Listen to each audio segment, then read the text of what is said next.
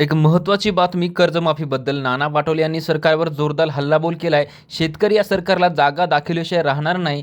सरकारी घोषणांमुळे आणि यांच्या पापांमुळे शेतकरी आत्महत्या करत असल्याचा आरोप नाना पाटोले यांनी केलाय. कर्जमाफीच्या मुद्द्यांवरून नाना पाटोले यांनी सरकारवर जोरदार टीका केली आहे. धान उत्पादक शेतकऱ्यांना सरकारकडून 29,000 रुपये हेक्टरी बोनस देण्याची घोषणा करण्यात आलेली होती. मात्र 4 महिन्यांच्या कालावधी उलटून गेल्याला देखील शेतकऱ्यांना त्यांच्या खात्यात अद्यापपर्यंत बोनस हे जमा झालेले नाही. आणि यावर काँग्रेसचे माजी प्रदेशाध्यक्ष आमदार नाना पाटोले यांनी महायुती सरकारवर मतांचा जोगवा मागत असताना जनतेची दिशाभूल करायची आणि सत्तेत आल्यानंतर जखमेवर मीठ चोळायचं असं पाटोले यांनी म्हणलं आहे.